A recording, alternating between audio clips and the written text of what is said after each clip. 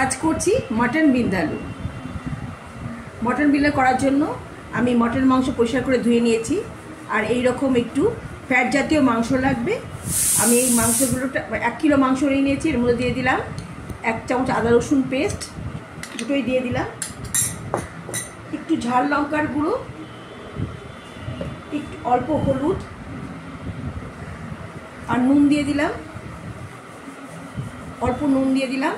আর এই রান্নার স্পেশালিটা হচ্ছে রেড ওয়াইন ভিনিগার। এটা এই রান্না এটা সাদা ভিনিগার না, এই রেড ওয়াইন ভিনিগারটা দিতে হবে। এইটা দিয়ে আমি এটা সামান্য দিয়ে আমি মাংসটাকে ম্যারিনেট করে রাখবো।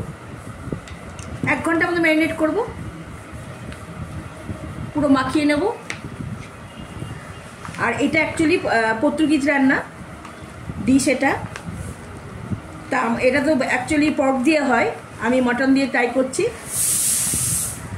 এই রান্নাটা আমি আগে আমার শ্বশুরবাড়িতেই দেখেছি, কোনো অকেশন মানে খ্রিস্টান কোনো অকেশন মানে এই রান্নাটা আমাদের শ্বশুরবাড়িতে হয়ে থাকতো।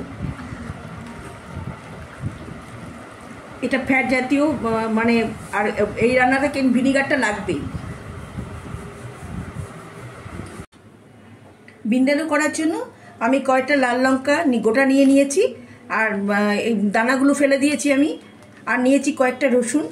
আমি এগুলো একটু ভেজে নেব। আর এর মধ্যে কাশ্মীরি লালের গোটাটাও দেওয়া যায়, কিন্তু আমার কাছে নেই, আমি কাশ্মীরি গুঁড়োটাই দিয়ে দেবো। এটা হয়ে গেছে, রোস্ট হয়ে গেছে, আমি তুলে নিচ্ছি। এটা ঠান্ডা করে এটা ব্লেন্ডারে দিয়ে ব্লেন্ড করে নেব। ব্লেন্ডারের মধ্যে ঠান্ডা হয়ে গেছে, আমি ভাজা ইয়েগুলো দিয়ে দিলাম আর দিয়ে দিচ্ছি রেড ওয়াইন ভিনিগার।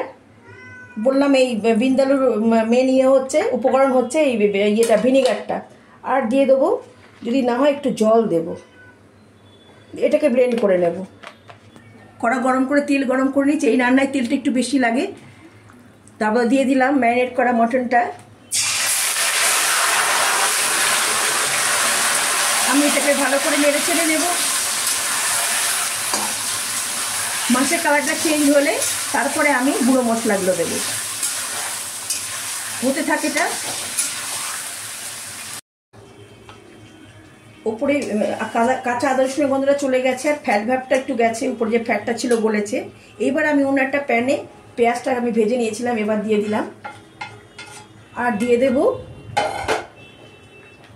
লাল কাশ্মীরি লালের গুঁড়ো আর একটু হলুদ গুঁড়ো, আর ওই যে ভেজে রেখেছিলাম রসুন আর লঙ্কা ঝাল লঙ্কার গুঁড়ো, ওটাকে আমি দিয়ে দিলাম। দিয়ে এটাকে ভালো করে কষবো সুন্দর কালার আসা পর্যন্ত। এবার আমি কষতে থাকবো। আমি কিন্তু মশলাটা ব্লেন্ড করার সময় ভিনিগার দিয়েছিলাম, রেড ওয়াইন ভিনিগার। বিন্দালু বললাম না, ওই যে রেড ওয়াইন ভিনিগারটা এর বিশেষত্ব। এর মধ্যে কিন্তু কোনো সর্ষে বা পোস্ত কিন্তু বিন্দালুতে যায় না। আমি অনেকে দেখি সর্ষে পোস্ত দিয়ে করে, বিন্দালুতে কিন্তু কোনো সর্ষে পোস্ত যায় না। এটা পর্তুগিজ রান্না, এটা সর্ষে পোস্ত কোথা থেকে আসে? আমার সব মশলার কাঁচা গন্ধ চলে গেছে। আর এই পর্যায়ে না, আপনারা যদি চান সময় কম থাকে প্রেশার কুকারে দিতে পারেন। প্রেশার কুকারে 6 থেকে 7টা সিটি, 30% কুক হয়ে গেছে, এটা 6 থেকে 7টা সিটি দিলে হয়ে যাবে। আমি কিন্তু এটা প্রেশারে দেব না, আমি ধরুন 40 মিনিট লাগবে এটাকে কুক হতে। আমি আস্তে জল দেবো না, কিন্তু ঢেকে ঢেকে এটাকে এবার ঢাকা দিয়ে রেখে আস্তে আস্তে করে রেখে 40 মিনিট কুক হতে দেবো। মাঝে মাঝে কিন্তু খুলে নাড়িয়ে নেব। 40 মিনিট পরে আমি আবার দেখাচ্ছি। আমি 40 মিনিট এটা করে নিয়েছি, মাঝখানে আমি খুলে কষিয়ে নিয়েছিলাম।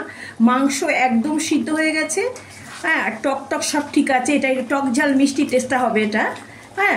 আমি ভিনিগার একবার দিয়েছিলাম প্রথমে ম্যারিনেটের সময়, আর একবার দিলাম মশলা যখন ব্লেন্ড করলাম তখন। আমি কিন্তু আর ভিনিগার দিইনি।